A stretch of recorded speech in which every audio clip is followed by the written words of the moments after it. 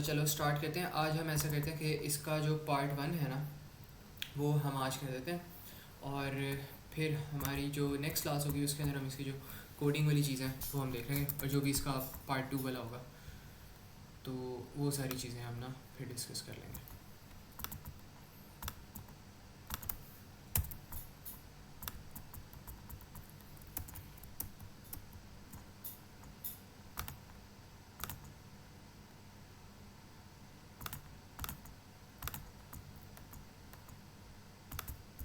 अच्छा पहले मैं क्वेश्चन 1 ज़रा बस पेस्ट कर लूँ।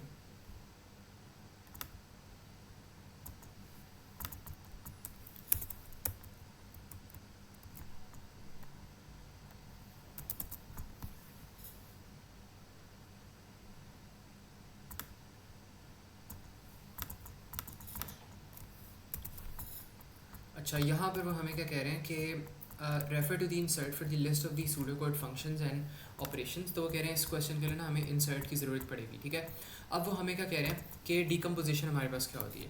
तो डीकम्पोजिशन की अगर हम बात करें ना तो डीकम्पोजिशन क्या होता है, it's the process of breaking down a problem into two और मोर सिंपलर प्रॉब्लम्स। ये हमारे पास कौन सा प्रोसेस होता है, ये होता है एक डीकम्पोजिशन का प्रोसेस होता है। तो यहाँ पर हम कह सकते हैं कि process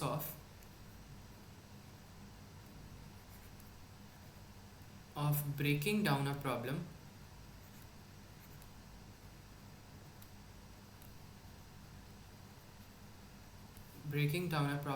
into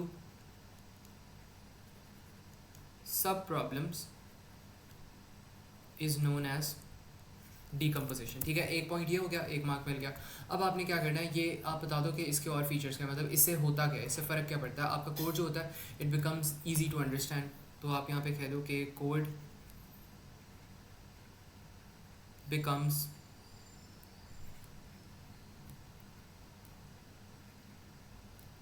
easy to understand.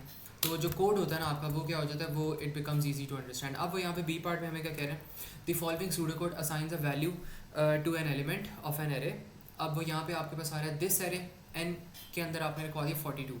अब वो कह रहे हैं complete the following table by writing the answer for each row the number of the dimensions of this array. तो इसकी डायमेंशंस कितनी है, इसकी डायमेंशंस हमारे पास एन ही होगी बिकॉज बल्कि एक minute, number of the dimensions. अच्छा, नंबर ऑफ डायमेंशंस का मतलब होता है या तो 2D हो सकता है या तो 1D हो सकता है। तो यहाँ तो 1D हो सकता है या तो ये 2D हो सकता है। तो यहाँ पे देखो इसके अंदर खाली एक इंडेक्स आ रहा है, एक सब्सक्रिप्ट आ रही है, तो इसका मतलब ये आपके पास क्या हो जाएगा, 1D हो जाएगा।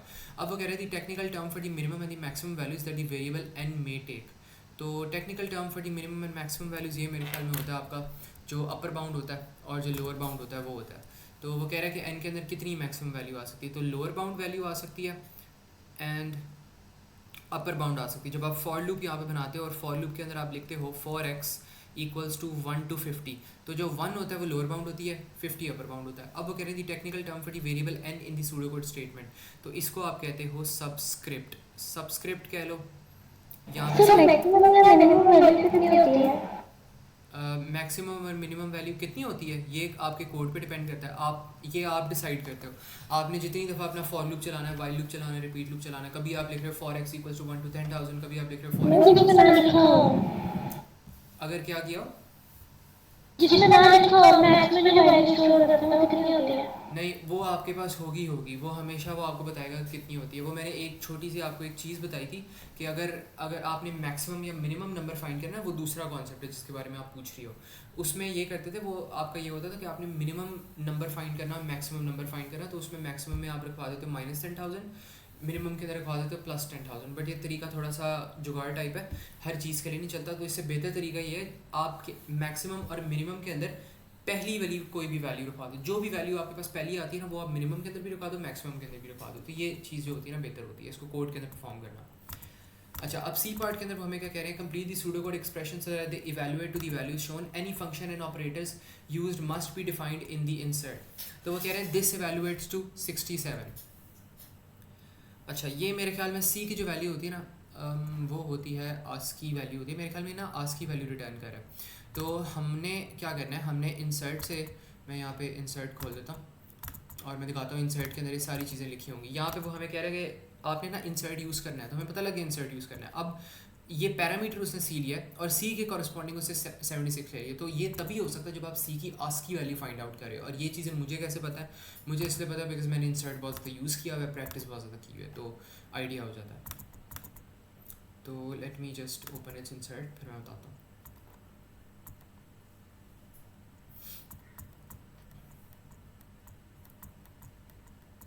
अच्छा, लेफ्ट हो गया, मिड हो गया, U case, upper case, num to S T R. हाँ, ये हमारे पास हम यहाँ पर आ रहा है आस्की वाला इंसर्ट। तो इसमें आपने क्या करना है, ये देखो ये आपके पास रिटर्न कर रहा है। आपके पास पहले यहाँ पर आया था, ये मैं यहाँ पे बल्कि नीचे लिख देता हूँ। यहाँ पे आपके पास आस्की वाला बिल्ट इन फंक्शन होता है, कैरेक्टर लेता है, कैरेक्टर की आस्की रिटर्न करता है। ए लोगे तो 65, बी लोगे तो 66, सी लोगे तो 67। तो यहाँ पर उससे लिखा हुआ है, तो इसी को डायरेक्ट ना हमने यहाँ पर लिख देना और यहाँ पर आप लिख दो ASC, ठीक है। अब वो क्या कह रहा है, वो 2 इंटू दिस करता है एंड देन 27 की बजाय वो रिजल्ट यहाँ पर देता है 54। तो इसमें आप ऐसा कर सकते हो कि, एक मिनट, 27 यहाँ पे आपके पास ये हो सकता है स्ट्रिंग है, ठीक है।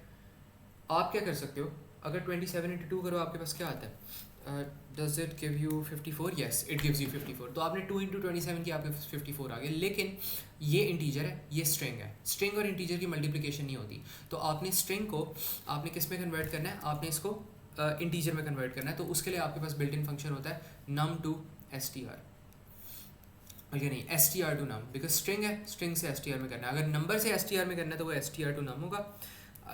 अगर नंबर से str में करना है तो वो होगा num to str। अगर str से num में करना है तो वो होगा str to num। यहाँ पे स्ट्रिंग है, स्ट्रिंग को आपने किस में कन्वर्ट करना है, num में, तो ये होगा str to num, ठीक है, ये चीज़ होगी। अब इसके बाद हमने क्या करना है, इसके बाद हमारे पास str to num, ठीक है, ये हमारे पास आ गया। ये आपके पास ना दो यहाँ पे फंक्शन भी हैं, ये मैं यहाँ पे लिख भी देता हूँ। हमने str to num यूज़ किया तो वो ये वाला फंक्शन है। तो ये मैंने ना इंसर्ट से अभी भी ये वाला फंक्शन देखा है और इसको मैंने रेफ़र किया। तो ये अगर नहीं भी पता था, याद ज़ुबानी नहीं आता, तो इसको देख सकते हो आप लोग बार बार। ये चीज़ होगी। अब वो यहाँ पे कह रहा है आपके पास ना 13 रिजल्ट आ रहा है। अब वो कह रहे हैं 27 divided by this, 27 divided by. अब जब भी आप डिवीजन यूज़ करते हो ना, और डिवीजन के बाद अगर आंसर आपके पास रियल नंबर में आ रहा है तो इसका मतलब यहाँ पे इंट लगा होगा। इंट का मतलब होता है जो भी डेसिमल में आंसर आता है, रियल नंबर में आंसर आता है, वो उसको इंटीजर में कन्वर्ट कर देता है। तो अगर 27/2 करूँ ना मैं, तो मेरे पास आता है 13.5। तो यहाँ पे मैं लिख देता हूँ 2, तो मेरे पास आ जाएगा 13.5। लेकिन 13.5 को मैंने 13 में अगर कन्वर्ट करना है तो यहाँ पे मैं लिख दूंगा इंट, ताकि वो उसको इंटीजर में कन्वर्ट कर दे। ये भी एक चीज़ होती है। अब यहाँ पे वो कह रहे हैं सब्ट्रैक्ट, पहले सब आ रहा है एंड देन एब्स्ट्रैक्शन। अब इसके अंदर मुझे पता लग गया उसने सब को मिला दिया है किसके साथ, ट्रैक्ट के साथ। तो इसका मतलब है वो एब्स्ट्रैक्शन के अंदर से ट्रैक्ट निकाल रहा है। तो अगर आपने किसी चीज़ के अंदर से कोई चीज़ निकालनी हो तो आप क्या चीज़ यूज़ करते हो, आप मिड का जो फंक्शन होता है ना, वो आप यहाँ पे यूज़ करते हो। तो यहाँ पर आपके पास आ जाएगा मिड, और आपने ट्रैक्ट निकालना है इसके अंदर से। तो स्टार्टिंग पोजीशन आपके पास ये होगी, कौन सी पोजीशन है, 1 2 3 4 यहाँ पे लिख दिया स्टार्टिंग पोजीशन। एंड देन इसके बाद कितने लफ्ज़ आपने निकालने हैं, 1 2 3 4 5 नंबर आपने निकालने हैं। तो यहाँ पे 5 आ जाएगा। तो ये क्या कर रहे हैं, जो मिड वाली चीज़ है ये इसके अंदर से ट्रैक्ट निकालती है, एंड देन आपके पास सब एंड ट्रैक्ट हो जाता है, और वो सब ट्रैक्ट बन जाता है। एंड का मतलब होता है प्लस कर देना, बेसिकली स्ट्रिंग्स को प्लस करें हम, ठीक है। तो this was our first question. I think ये कंप्लीट हो चुका है, बल्कि एक और इसमें पार्ट आ रहा है, इसको भी देखते हैं हम।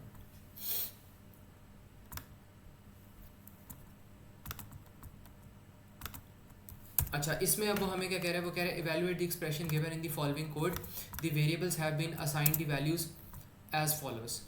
अब वो कह रहा है प्रेशर ओके, प्रेशर ओके के अंदर आपके पास है ट्रू, यहाँ पे ट्रू है, एंड देन हाई फ्लो के अंदर आपके पास फॉल्स है। तो एंड में हमारे पास क्या होता है, दोनों ट्रू हो तभी ट्रू आता है, एक भी फॉल्स हो जाए तो आपके पास आंसर फॉल्स आ जाता है। यहाँ पे देखो, यहाँ पे पंप ऑन ट्रू है, यहाँ पे प्रेशर ओके भी ट्रू है। तो और में क्या होता है, और में अगर एक भी ट्रू आ जाए तो आपके पास ट्रू आता है, दोनों ही ट्रू आ रहे हैं तो ट्रू कर लो। यहाँ पे कह रहे हैं नॉट पंप, तो ये आपके पास है ये जो पूरी आपके पास यहाँ पे ब्रैकेट है ना, नॉट पंप, पंप ऑन आपके पास क्या ट्रू, लेकिन नॉट लगा दिए तो फॉल्स हो जाएगा। अब यहाँ पे वो कह रहे हैं आपके पास आ रहा है यहाँ पे ये जो है प्रेशर ओके ट्रू है, और नॉट हाई फ्लो फॉल्स है, लेकिन नॉट लगा दोगे तो ये भी ट्रू हो जाएगा। तो टी एंड टी को एंड करोगे तो आपके पास फाइनल रिजल्ट इसका भी क्या आ जाएगा, आपके पास एंड आ जाएगा। तो इसका भी जो फाइनल रिजल्ट होगा वो एंड होगा। तो एफ और टी करो, एफ और टी के अंदर मैं और के अंदर मैंने बताया था एक भी टी है तो यहाँ पे ट्रू हो जाता है, ठीक है, ये चीज़ होगी। अब यहाँ पे वो कह रहे हैं पंप ऑन आपके पास क्या है, ट्रू है, और यहाँ पे प्रेशर ओके आपके पास क्या है, ट्रू है, तो यहाँ पे आपके पास जो फाइनल इनका रिजल्ट होगा वो आपके पास क्या आ जाएगा, वो ट्रू आ जाएगा। तो ये चीज़ होगी। And not high flow, high flow आपके पास फॉल्स एंड नॉट लगाओगे तो ये क्या हो जाएगा, ट्रू हो जाएगा। एंड देन उसने यहाँ पे इसको भी नॉट कर दिया, तो इस सारे को आप लोग कंबाइन करोगे, ट्रू को नॉट करोगे तो ये हो जाएगा फॉल्स। अब आपने करना है false and T. False and T में आपके पास, आपको पता है एंड में एक भी फॉल्स आ जाए तो फॉल्स हो जाएगा, तो ये आपके पास यहाँ पे रिजल्ट हो जाएगा। ठीक है, एक minute, F T T F, ठीक है, एफ टी टी एफ आपके पास रिजल्ट हो जाएगा। तो ये आपके पास ना पहला क्वेश्चन था एंड दैट्स इट। अब इसके अंदर एक इंसर्ट के अंदर एक चीज़ थी जो मैंने नहीं लिखी, वो भी मैं लिख देता हूँ। मिड था, मिड की भी, मिड को भी मैं यहाँ पे डिफाइन कर देता हूँ।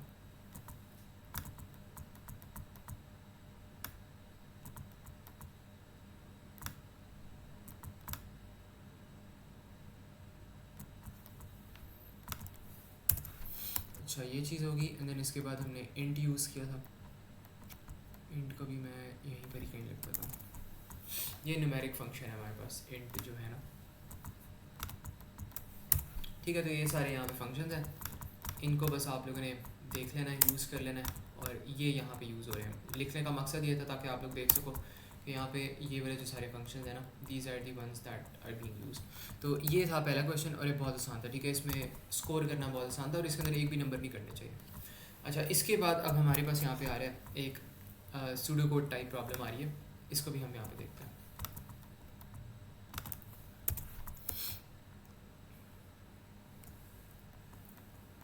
अच्छा, ये हमारे पास जो क्वेश्चन है 5 नंबर का सवाल है और इसमें वो कह रहे हैं an algorithm will input an integer value और jump to step 6 if the value 0। तो वो कह रहा है जंप टू स्टेप 6, तो इसका क्या मतलब, वो कह रहा है अगर हमारे पास वैल्यू 0 आई ना तो वो क्या कर देगा, वो आउटपुट कर देगा 2 सम की वैल्यूज़ एंड देन काउंट की वैल्यूज़ और एग्जिट कर देगा।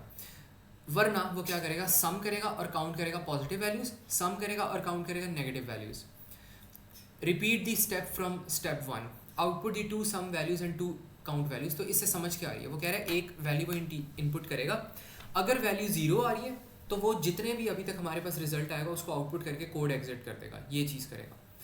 अगर ये नहीं हो रहा तो वो थर्ड स्टेप पे जाएगा। थर्ड स्टेप पे वो क्या करेगा, जो पॉजिटिव वैल्यूज़ आ रही है उनका सम कैलकुलेट करेगा और पॉजिटिव जितनी वैल्यूज़ आ रही है उनका काउंट कैलकुलेट करेगा, और इसी तरह नेगेटिव वैल्यूज़ का सम और काउंट कैलकुलेट करेगा, और इस प्रोसेस को रिपीट करता रहेगा अनटिल अनलेस आपके पास 0 आ जाए।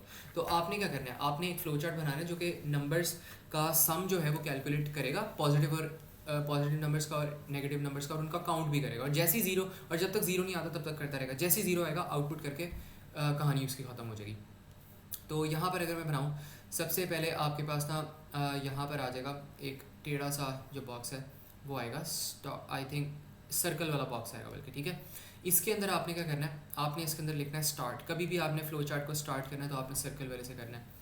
इसके बाद आपने ये डायरेक्शन शो करनी है जो कि नीचे को जाएगी, एंड देन इसके बाद आप क्या कर सकते हो, आप मेरे ख्याल में कोई चीज़ें जो है ना वो डिक्लेयर कर सकते हो। तो यहाँ पर आपने क्या करना है, आपने ना, आप एक ऐसा करो, आप यहाँ पर एक इंटीजर वैल्यू ले लो। अच्छा, मैंने अब आपको बताया था ना कि जो पॉजिटिव वैल्यू होती है आपके पास, उसके अंदर आप क्या कर रहे होते हो, आपके पास जो सम की वैल्यू होती है उसके अंदर आप वो कर रहे होते हो, डिफरेंट चीज़ें कर रहे होते हो। मतलब कभी के बार आप उसके अंदर -10,000 रखवा रहे हो, कभी 10,000 रखवा रहे हो, बट वो मैंने बताया था गलत तरीका है। तो सबसे पहले आप यहाँ पे ये कर सकते हो, सबसे पहले आप ना इनपुट करवाओ, आप यहाँ पर लो इनपुट नम, और जो भी पहला इनपुट आ रहा है ना उसकी वैल्यू आपने क्या करनी है, आपने स्टोर करवा देनी है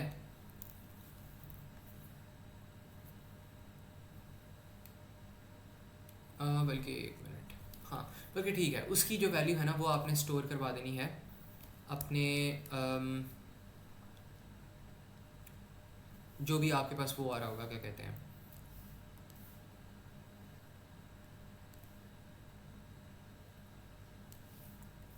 मिनिमम और मैक्सिमम की जो वैल्यू है ना वो आ रही होगी, तो उसमें स्टोर करवा देनी है। तो यहाँ पर आप क्या कर सकते हो, आप यहाँ पर फिर कह दो कि आपके पास यहाँ पे क्या हो रहा है, यहाँ पर आपके पास आ जाएगा मिनिमम के अंदर आपने यहाँ पे रखवा देना है जो भी नम आ रहा है, सबसे पहली वाली वैल्यू है तो वो रखवा दो। तो यहाँ पर आपके पास आएगा मिनिमम के अंदर आपने रखवा देना है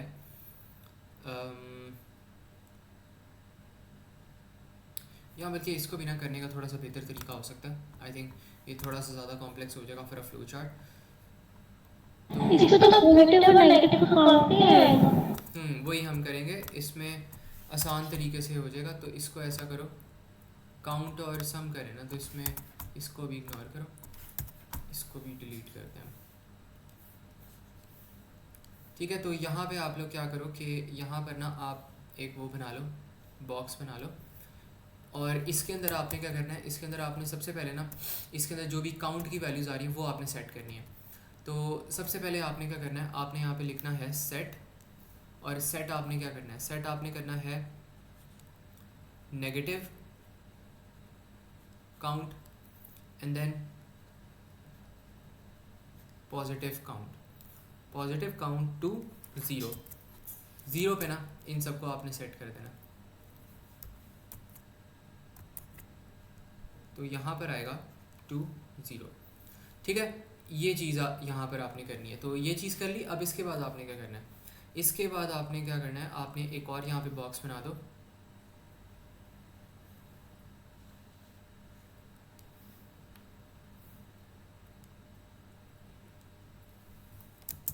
एक मिनट,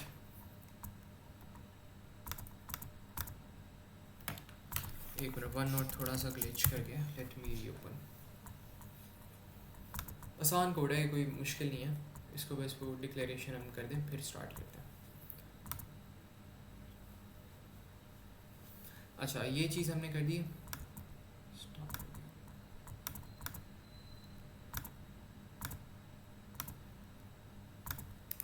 अच्छा ये चीज़ कर दी है इसके अंदर। अब हमने क्या करना है इसके अंदर, अब हमारे पास ना यहाँ पर आ जाएगा एक और इसी तरह का, हमने यहाँ पे बॉक्स जो है वो यहाँ पर लेकर आना है, और इसके अंदर मैं क्या करूँगा, मैं करूँगा यहाँ पे सेट।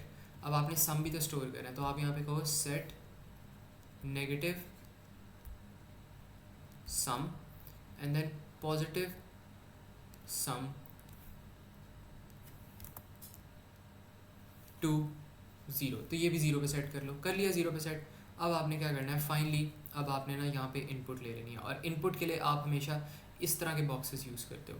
तो यहाँ पर आपने क्या करना है, आपने लेना है इनपुट, इनपुट नम, और फिर आपने चेक करना है कि क्या आपका नम ज़ीरो तो नहीं है, क्योंकि अगर ज़ीरो है तो आपने एग्जिट करवा देना है। तो आप यहाँ पे जब आपने इफ़ देन एल्स लगाना होता है या कंडीशन चेक करनी होती है, तो फिर आपके पास क्या आता है, आपके पास एक डायमंड बॉक्स आता है, और यहाँ पे इस डायमंड बॉक्स के अंदर आप चेक करोगे कि इज़ द कंडीशन या is num equals to zero. अगर येस है, अगर तो वो यहाँ पर जाता है येस पर, तो आपने क्या करना है, आपने जितनी भी चीज़ें आ रही हैं ना आपने उनको बस आउटपुट कर देना है। तो आउटपुट और इनपुट के लिए सेम बॉक्स यूज़ होता है। अगर आपने आउटपुट करना है तो भी आपने जिस तरह इनपुट का बॉक्स है ना वैसे ही आपने यहाँ पे यूज़ करना है। तो यहाँ पर आप ऐसे करके लिख दो, और यहाँ पर आप कह दो कि output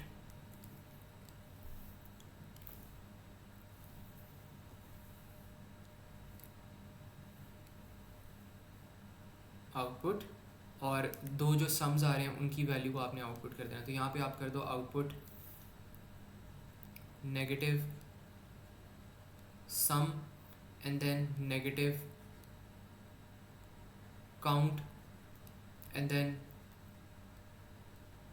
positive sum and then positive count. इसको थोड़ा सा बेहतर करके भी आप लोग लिख सकते हो, मैंने इसको एक ही ये जो लाइन है ना इसमें यहाँ पे कंप्लीट कर दिया। तो you can probably do it in some other way as well, अगर आप लोग चाहते हो।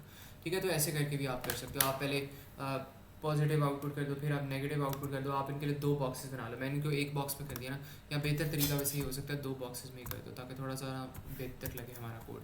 तो ये चीज़ कर दो, एंड देन इसके बाद इन दोनों को ना आपने क्या करना है, आउटपुट कर देना है। तो यहाँ पर एक और, यहाँ पे इसी तरह का करके एक और बॉक्स बना लो।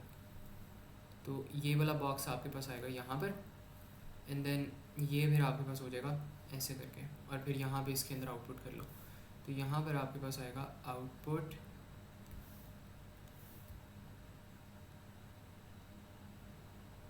पॉजिटिव सम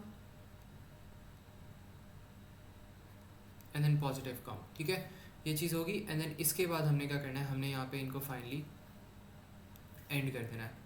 तो यहाँ पर आपके पास आ जाएगा एंड। ठीक है, एंड हो गया। अगर नो हो रहा है तब आपने क्या करना है, अगर नो हो रहा है ना तो आपने क्या करना है, आपने इनके दोबारा से ये जो सारा का सारा प्रोसीजर है वो आपने कंटिन्यू करना है, और आपने क्या करना है, आपने इस पूरे लूप को ना आपने चलाते रहना है। तो यहाँ पर अगर ये 9 पर जा रहा है तो फिर आपने क्या करना है, आपने दोबारा से इनपुट लेनी है और उनके जो सम वगैरह आ रहे हैं वो भी आपने क्या करना है, आपने रीकैलकुलेट जो है ना वो कर लेना है। लेकिन पहले हम इनके ना सम कैलकुलेट कर लेते हैं वो किस तरह होंगे। तो यहाँ पर आपके पास क्या होगा, आपके पास बल्कि अभी हमारे पास ना एक और कंडीशन होगी, अगर ज़ीरो नहीं आ रहा ना तो फिर हमारे पास एक और डायमंड बॉक्स आएगा और इसके अंदर चेक करना है कि क्या आपके पास पॉजिटिव आ रही है चीज़ या नेगेटिव आ रही है चीज़, क्योंकि हमने पॉजिटिव और नेगेटिव नंबर्स का भी तो ट्रैक रखना है। तो यहाँ पर आप चेक करो, is number greater than zero. अगर ग्रेटर देन ज़ीरो है तो वो क्या हो जाएगा, वो डेफिनेटली बात है, वो फिर क्या होगा, पॉजिटिव होगा। अगर नो आ रहा है तो इसका मतलब वो नेगेटिव होगा। तो यहाँ पे आप क्या करो, अगर वो इस तरह करके आ रहा है ना तो फिर हम ये कर सकते हैं, बल्कि साइड भी हम बना लेते हैं। यहाँ पे आप कह दो अगर येस आ रहा है तो आपने क्या करना है, आपने एक बॉक्स बनाना है, यहाँ पे प्रोसेस वाला बॉक्स होगा। इसके लिए आपने रेक्टेंगल यूज़ करना है। अगर आपने कोई चीज़ असाइन करनी हो या आपने कोई चीज़ डिक्लेयर करनी है तो आप उसके लिए ये यूज़ करते हो। तो यहाँ पर आपने क्या करना है, आपके पास आ जाएगा यहाँ पे बॉक्स, मेरे ख्याल में छोटा होगा थोड़ा सा, अभी कर लेते हैं इसको। यहाँ पर आपके पास आ जाएगा positive, positive count equals to, या इसकी बजाय आप लिख दो इंक्रीमेंट पॉजिटिव काउंट। तो इंक्रीमेंट भी ना आप उसको कर सकते हो, वो भी दुरुस्त रहेगा। तो यहाँ पर आप कर दो इंक्रीमेंट पॉजिटिव काउंट।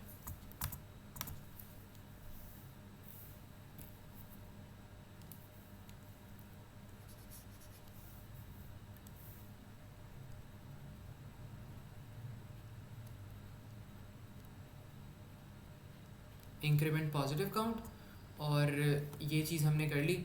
इसके बाद हमने एक और चीज़ करनी है, अभी वो भी हम करते हैं। इंक्रीमेंट कर लिया, अब साथ साथ आपने क्या करना है, ये तो काउंट कैलकुलेट करा है, ठीक है, आपने सम भी कैलकुलेट करना है। तो यहाँ पर आप करोगे, आपने जो सम है ना, सम की भी कैलकुलेशन करनी है और उसके लिए आप कर लोगे कि सेट पॉजिटिव टोटल, बल्कि लिख देता हूँ मैं यहाँ पे, set positive sum to positive sum plus one to positive sum plus num. तो ये चीज़ हमने ना यहाँ पर कर लेनी है, ठीक है। तो this is what we are gonna do here, और ये चीज़ हमने कर ली। अब इसके बाद हमने क्या करना है, हमने दोबारा से यहाँ पे ऊपर जाना है और एक और जो इनपुट है ना वो हमने यहाँ पर ले लेनी है। तो यहाँ पर हमारे पास एक और यहाँ पे ऐसे करके इनपुट जाएगी और ये ऐसे करके ना हमारे पास वापस आ जाएगी। एक मिनट, इसको थोड़ा सा बेहतर तरीके से कर लेते हैं। इनटू शेप यहाँ पर जाएगा पहले, फिर हमारे पास वो यहाँ पर जाएगी एंड देन हमारे पास यहाँ पर चला जाएगा, ठीक है। तो ये हमारे पास है यहाँ पे एक फ्लो होगा इसका। ये थोड़ा सा पता नहीं अजीब बन रहा है,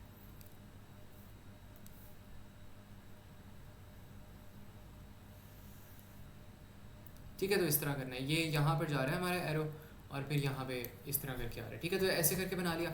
अगर तो ये वाली आपके पास कंडीशन नो में जा रही थी तो फिर आपका मतलब, इसका मतलब है नेगेटिव नंबर आएगा। तो उसके लिए आपने क्या करना है, आपने इस तरह करके एक बॉक्स बना देना है। आपने इसी तरह आपने पहले नेगेटिव काउंटर को बढ़ाना है, फिर आपने पॉजिटिव काउंटर को बढ़ाना है। तो वो वाली चीज़ हम यहाँ पर देखते हैं। अभी नीचे भी एक बॉक्स अभी हम बना लेते हैं, ठीक है। ये चीज़ होगी। तो यहाँ पर हमने क्या करना है, हमने करना है इंक्रीमेंट नेगेटिव काउंटर, या नेगेटिव जो भी काउंट आ रहा है हमारे पास, तो इसको हमने इंक्रीमेंट कर देना। एंड देन हमने क्या करना है, set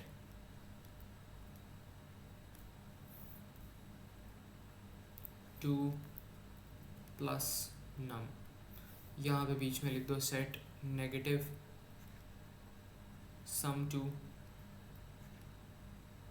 negative sum plus one, ठीक है। तो इस तरह करके हमने यहाँ पे कर देना। बाकी इनको बस कनेक्शन से ज्वाइन कर दो। बाकी जो एरोज़ हैं अपने, ये जो आपके पास फ्लो चार्ट के एरोज़ होते हैं ना, इनकी डायरेक्शन मेंशन करना बहुत ज़रूरी होता है। तो यहाँ पे ये मेंशन आपने लाजमी करनी है हर केस के अंदर। तो यहाँ पर ऐसा करो, ये जो एरोज़ आ रहे हैं इनको ऐसे मेंशन कर दो, इस एरो को फिर ऐसे मेंशन कर दो, और इसके बाद इसको भी आपने क्या करना है, आपने इसको दूसरी डायरेक्शन में लेकर चले जाना है। तो यहाँ से जो ये वाली लाइन आपके पास आ रही है, ये भी ऐसे करके ना ऊपर ही चली जाएगी। तो ये चीज़ होगी। एंड देन ये भी आपने इसके साथ ही यहाँ पे ज्वाइन कर देनी है, ठीक है। तो इस तरह करके यहाँ पे इसका भी एरो बना लो एंड देन इसका भी एरो बना लो एंड दैट्स इट। तो ये आपके पास डायग्राम होगी, जैसे ही जीरो आएगा वो आउटपुट कर देगा, जैसे ही आपके पास जीरो एंटर होगा वो एंड कर देगा, वरना वो क्या करता रहेगा, चेक करेगा कि क्या नंबर पॉजिटिव है तो increment positive count and then set positive sum to positive sum plus one. अगर ये चीज़ नहीं होनी तो इंक्रीमेंट करेगा negative count and then set negative sum to negative sum plus one, ठीक है। तो ये सारी चीज़ करें, 5 मार्क का आपका फ्लो चार्ट था, ये चीज़ होगी हमारे पास। इसके बाद हमारे पास वो क्या कहता है, देखते हैं एक मिनट। अब यहाँ पे इसी का हमारे पास कंटिन्यूएशन आ रही है इसी क्वेश्चन की, और यहाँ पर ना वो हमसे एक चीज़ पूछ रहा है, एक मिनट मुझे बस एसी ऑन करने दो यहाँ पे।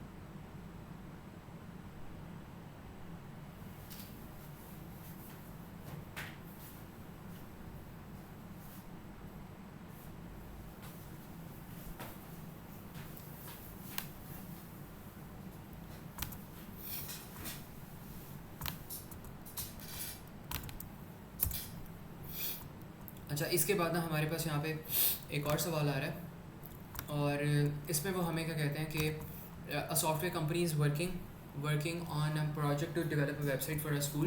The school principal has some ideas about the appearance of the website but is unclear about all the details of the solution. The principal would like to see an initial version of the website. Identify a life cycle method that would be appropriate for this case. तो यहाँ पे हमारे पास 3 तरह के life cycle case होते हैं। यहाँ पर हमारे पास लग जाएगा आइट्रेटिव मेथड लग सकता है। आइट्रेटिव मेथड इसलिए लगता है बिकॉज आइट्रेटिव मेथड में ना हम एक वर्किंग मॉडल प्रोवाइड कर देते हैं या प्रोटोटाइप प्रोवाइड कर देते हैं अर्ली स्टेज पे। तो आइट्रेटिव में ये होता है, आइट्रेटिव मेथड अगर आप यहाँ पे यूज़ करते हैं ना, आइट्रेटिव हो गया, या rapid development, rapid action development भी आप कर लो, वो भी रैपिड एप्लीकेशन डेवलपमेंट कर लो, वो भी एक ही चीज़ हो जाएगी। तो यहाँ पर आप कह लो iterative slash rapid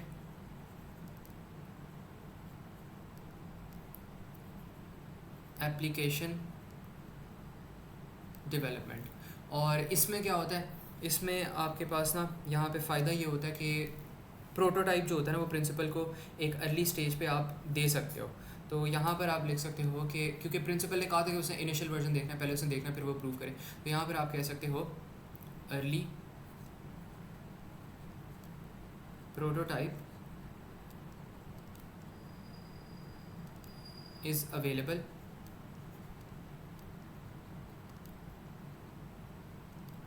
for the principal to approve, ठीक है। तो ये हमारे पास ना यहाँ पे इसके 2 नंबर हमें मिल जाएंगे। इसके बाद वो हमें क्या कहता है कि the website has progressed to design state 3 activities that will take place during the design stage of the program। तो प्रोग्राम की डिज़ाइन स्टेज पे हम भला क्या करते हैं, डिज़ाइन स्टेज पे हम क्या कर रहे होते हैं कि हम बेसिकली यहाँ पे डिज़ाइन स्टेज के ऊपर हम सूडो कोड्स बना रहे होते हैं, हम फ्लो चार्ट्स ज़्यादातर बनाते हैं, फ्लो चार्ट्स बनाते हैं, प्रोग्राम स्ट्रक्चर्स बनाते हैं, हम देखते हैं कि प्रोग्रामिंग लैंग्वेज हमने कौन सी चूज़ करनी है। तो यहाँ पर आप लिख दो आप क्या कर रहे होते हो, चॉइस ऑफ डेटा स्ट्रक्चर और लैंग्वेजेस। और इसमें फिर डिज़ाइन स्टेज में आपके पास क्या हो रहा है, फ्लो चार्ट्स आ रहे होते हैं, सूडो कोड हो जाते हैं, एंड देन आपके पास हो जाता है आप कह लो प्रोग्राम स्ट्रक्चर या मॉड्यूल्स आ जाते हैं। मॉड्यूल्स के अंदर फंक्शन प्रोसीजर होते हैं कि कितने फंक्शंस आएंगे, कितने प्रोसीजर्स आएंगे, कौन कौन से होंगे, तो ये चीज़ें आपके पास आ जाती हैं, ठीक है। तो दिस इज़ इट. इसके बाद टेस्टिंग भी हो सकती है, चॉइस ऑफ प्रोग्रामिंग लैंग्वेज भी हो सकती है, एंड सो ऑन. इस तरह की चीज़ें ना आप यहाँ पे लिख सकते हो. ठीक है, ये चीज़ होगी. अब हमारे पास यहाँ पे एक क्वेश्चन आ रहा है रिकॉर्ड डेटा स्ट्रक्चर का. इसको भी ज़रा देखते हैं.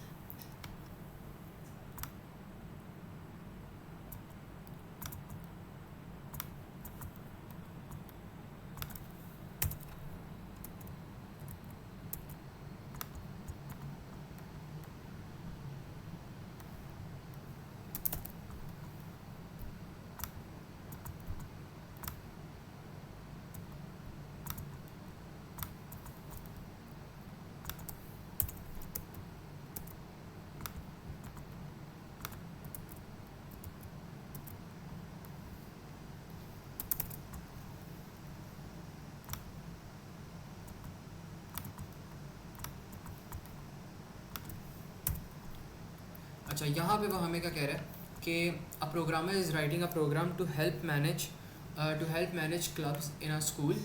और जो है डेटा जो है ना हमारे पास, वो कह रहे हैं data will be stored about each student in the school and each student may join up to 3 clubs. The data will be held in a record structure. Record structure वो वाला स्ट्रक्चर होता है जो कि आपको डिफरेंट डेटा टाइप्स एक ही variable के अंदर स्टोर करने देता है. मतलब आपके पास, अगर हमने पढ़ी थी डेटा टाइप्स, आपके पास किस तरह की होती है, आपके पास होती हैं इंटीजर डेटा टाइप होती है, आपके पास बूलियन डेटा टाइप होती है. लेकिन जो बूलियन डेटा टाइप होती है वो खाली बूलियन डेटा स्टोर करती है. जो इंटीजर डेटा टाइप होती है वो खाली इंटीजर डेटा स्टोर करती है. रिकॉर्ड डेटा स्ट्रक्चर आपके पास एक कस्टम डेटा टाइप होती है जो आप खुद अपनी मर्जी से बना रहे हो. तो उसके अंदर आप बूलियन भी स्टोर कर सकते हो, रियल भी स्टोर कर सकते हो, इंट भी स्टोर कर सकते हो, एक साथ डिफरेंट वैल्यू स्टोर कर सकते हो. अब वो कह रहे हैं data will be held in a record structure of type student. इसकी टाइप है student. The programmer has started to define the fields that will be needed as shown in the following table.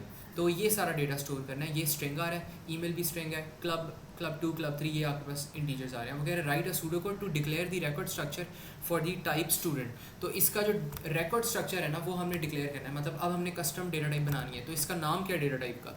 Type student है. तो यहाँ पर मैं रख सकता हूँ इसका जो वो है ना, मैं यहाँ पे रख देता हूँ इसका स्ट्रक्चर टाइप स्टूडेंट. यहाँ पर मैं कहता हूँ type student. Data type record structure का नाम, ये रिकॉर्ड का नाम है टाइप. और एंड में मेरे पास आ जाएगा यहाँ पे एंड टाइप. ये मेरे पास ना सिंपल है, सिंटेक्स है. अब मैंने क्या करना है, मैंने बीच में डिक्लेरेशन करनी है कि क्या क्या चीज़ें स्टोर हो रही हैं. तो मैंने यहाँ पे ना बस डिक्लेयर करना है क्या स्टोर हो रहा है, और उनकी डेटा टाइप डिक्लेयर करनी है. अब सबसे पहले देखो क्या स्टोर हो रहा है, स्टूडेंट आईडी. तो यहाँ पे लिख दो student ID, and then student ID की डेटा टाइप क्या है, स्ट्रिंग है. तो यहाँ पर लिख देंगे स्ट्रिंग. एंड देन इसके बाद आ रहा है यहाँ पे डिक्लेयर. एंड देन यहाँ पे ये हमारे पास क्या है, ईमेल है. तो दिस इज़ ईमेल. और इसकी डेटा टाइप क्या है, ये है हमारे पास स्ट्रिंग. एंड देन हमारे पास यहाँ पर आ रहा है डिक्लेयर क्लब 1. और ये हमारे पास क्या है, ये हमारे पास है इंटीजर. तो यहाँ पर हमने स्टोर कर देना इंटीजर. एंड देन हमारे पास यहाँ पे आ जाता है डिक्लेयर, अच्छा एक मिनट, क्लब 1 क्लब 2 क्लब 3 ये सब भी हमें डिक्लेयर करना पड़ेगा सेपरेटली. तो यहाँ पर आएगा हमारे पास क्लब 2 भी आएगा, वो भी हमें डिक्लेयर करना पड़ेगा. तो यहाँ पर लिख दो club 2 as integer. And type हम थोड़ा सा रिमूव करते हैं, नीचे लेकर जाते हैं.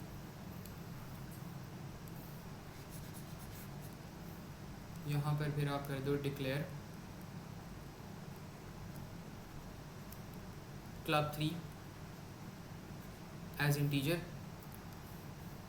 एंड देन यहाँ पर आपके पास आ जाएगा एंड टाइप. ठीक है, तो ये आपके पास डिक्लेरेशन होगी. यहाँ पर आपने एक अपनी जो कस्टम डेटा टाइप है ना इस क्वेश्चन के अंदर आपने बना ली है.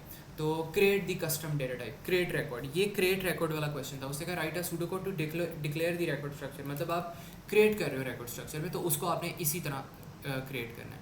तो ये आपके पास वो पूछ रहा है बेसिकली कि आपने रिकॉर्ड को क्रिएट किस तरह करना है, ये चीज़ होगी.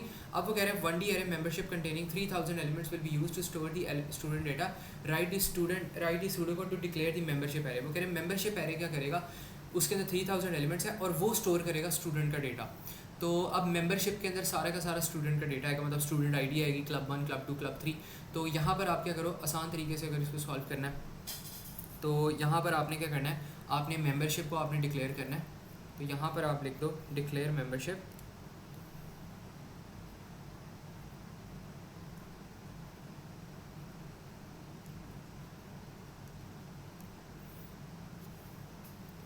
डिक्लेयर मेंबरशिप, और ये हमारे पास फिर हो जाएगा, इसके होंगे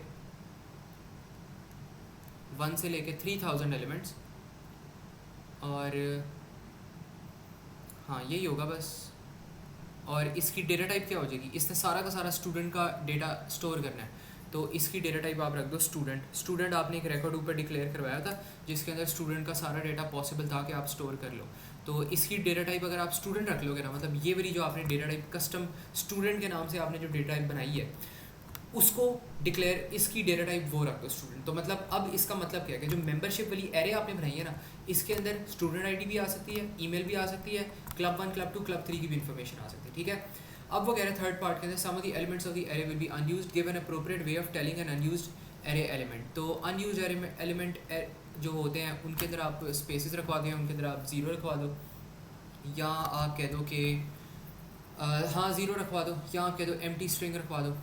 तो यहाँ पे इस तरह की चीज़ें आप कर सकते हो।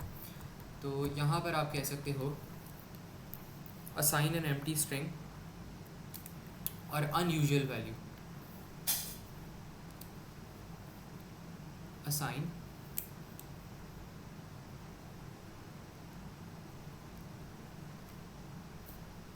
एन एम्प्टी स्ट्रिंग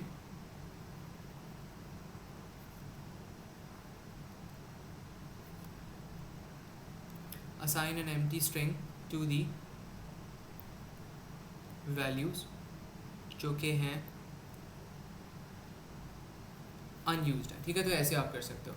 अब वो हमें क्या कह रहे हैं इस पार्ट के अंदर, some students are members of less than 3 clubs, state one way of indicating an unused club field.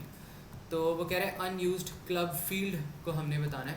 तो क्लब फील्ड में आप क्या कर सकते हो कि आप अनयूज क्लब फील्ड को आप रिप्रेजेंट कर सकते हो। अनयूज क्लब फील्ड में बाय द वे आपके पास वो है ना, आपके पास नंबर स्टोर होता है। तो यहाँ पर आप कह दो आप assign a value 0, assign zero value assign कर दो, ठीक है। तो ये चीज़ आप यहाँ पे कर सकते हो। अब उसे यहाँ पे बताया गया, वो कह रहा है आपके पास जो वैल्यूज़ है ना क्लब के अंदर 1 से 99 तक वैल्यूज़ हो सकती हैं। तो 1 से 99 के अलावा कोई भी वैल्यू आप प्लेस कर दो तो ये हो सकता है। तो यहाँ पर आप लिख सकते हो एनी वैल्यू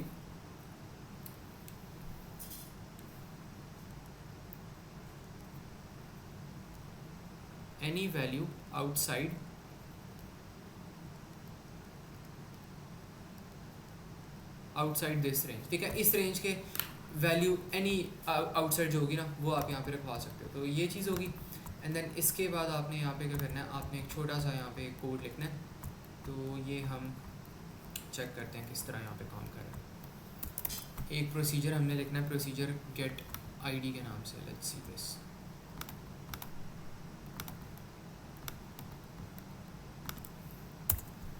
अच्छा, इसके अंदर हम क्या कर रहे हैं, यहाँ पे हमें कहते हैं a procedure get IDs will prompt and input the number of a club. तो सबसे पहले वो क्या करेगा, प्रॉम्प्ट करेगा और इनपुट करेगा नंबर ऑफ अ क्लब। जितने भी हमारे पास नंबर ऑफ क्लब्स है ना उनको प्रॉम्प्ट देगा और उनको साथ ही साथ वो क्या करेगा, इनपुट भी करेगा। तो यहाँ पर हमारे पास जाएगा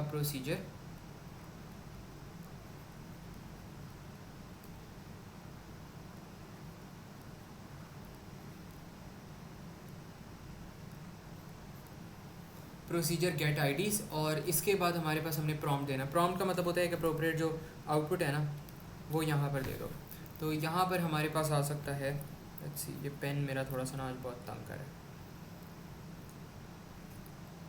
तो यहाँ पर हम आउटपुट दे सकते हैं, आउटपुट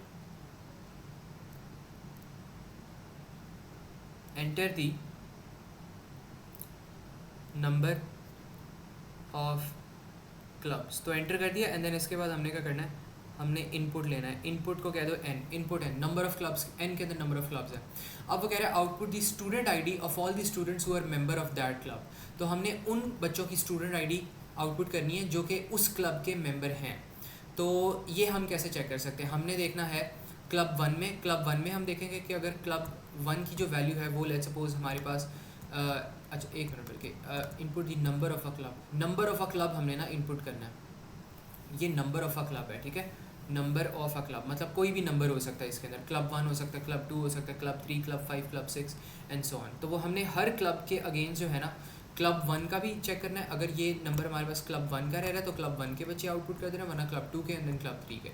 यहाँ पे दोबारा से क्वेश्चन को सुन लो, यहाँ पे हो क्या रहा है, आपके पास बच्चे हैं स्कूल में, वो तीन क्लब्स जो है ना वो ज्वाइन कर सकते हैं, और इनके अंदर हमारे पास क्लब्स के अंदर ना ये वैल्यूज़ आ रही हैं 1 से 99 वैल्यू आ रही है। ये मेरे ख्याल में बच्चों की शायद वैल्यू होगी जो कि यहाँ पे रिप्रेजेंट कर रहा है, ठीक है। तो ये है, तो यहाँ पे वो कह रहा है कि input the number of a club, और नंबर ऑफ़ अ क्लब जो है हमारे पास, वो हमारे पास कितने खाली क्लब हो सकते हैं, 3 नंबर हो सकते हैं हमारे पास, खाली 3 जो है ना क्लब है। या तो हमारे पास क्लब 1 हो सकता है, या तो हमारे पास क्लब 2 हो सकता है, या तो हमारे पास क्लब 3 हो सकता है। और जितने भी उस क्लब के हमारे पास बच्चे हैं ना, हमने वो क्या कर देना है, हमने वो निकाल के वो जो भी बच्चे आ रहे हैं हमने वो आउटपुट कर देना है, ठीक है। तो this is what we need to do, और लेट्स सी कि हम इसको किस तरह कर सकते हैं।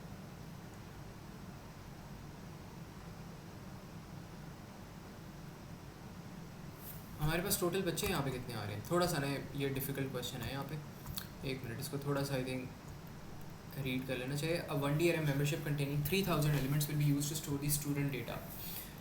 तो यहाँ पे 3 क्लब्स हैं, स्टूडेंट इन तीनों क्लब्स में भी हो सकते हैं, ठीक है।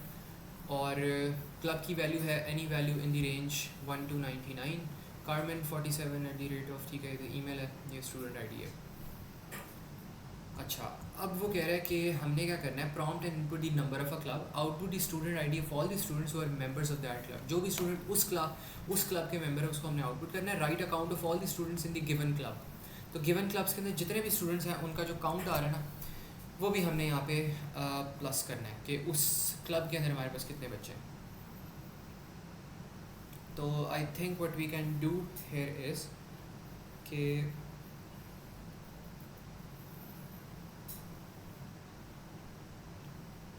एक मिनट,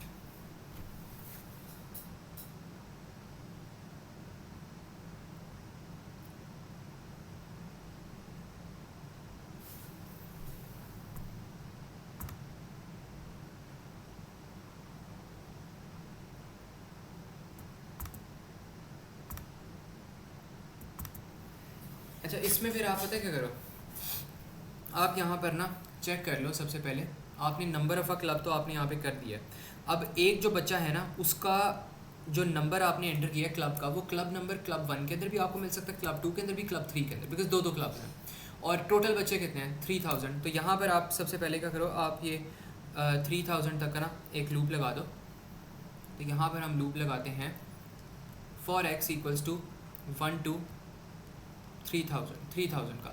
और फिर आपने क्या चेक करना है, आपने चेक करना है कि इफ़ मेंबरशिप के अंदर सारे क्लब का डेटा पड़ा है और सब कुछ पड़ा है। तो यहाँ पे आप चेक करो if membership x dot club 1, मतलब अगर जो आपने अभी एक बच्चा पकड़ा है, नंबर 1 वाला बच्चा पकड़ा है, उसका जो क्लब का नंबर है वो हमारे पास n के अगर इक्वल्स टू है, तो इसका मतलब है वही वाला बच्चा जो है वो इस क्लब में बिलोंग करता है, और इस बच्चे की स्टूडेंट आईडी आपने बतानी है।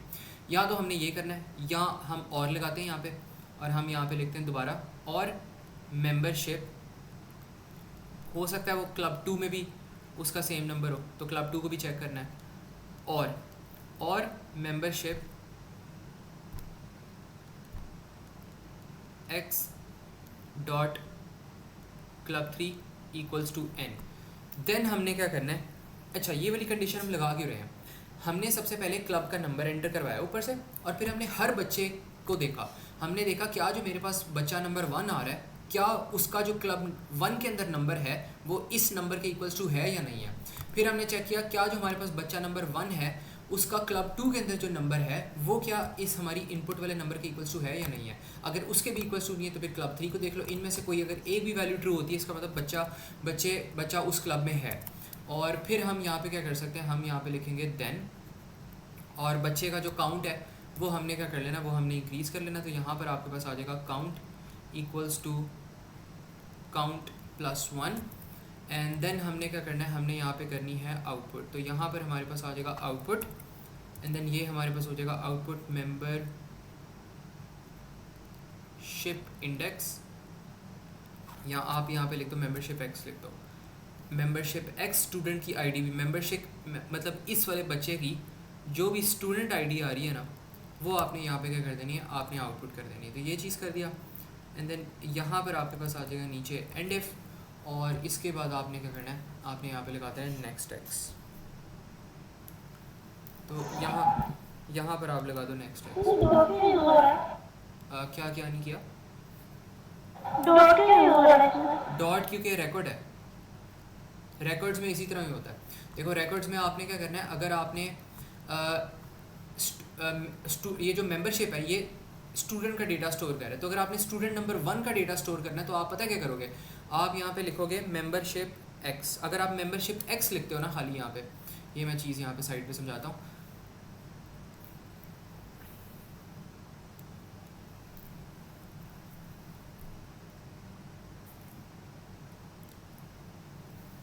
अच्छा, अगर आप खाली यहाँ पर लिख रहे हो ना मेंबरशिप 1, तो जो भी बच्चा नंबर 1 है ना उसकी स्टूडेंट आईडी भी आ जाएगी, ईमेल भी आ जाएगी, क्लब 1 भी, क्लब 2 भी, क्लब 3 भी, सब कुछ आ जाएगा। लेकिन अगर आप चाहते हो कि इस बच्चे की खाली स्टूडेंट आईडी है तो यहाँ पर आप लिख दो स्टूडेंट आईडी।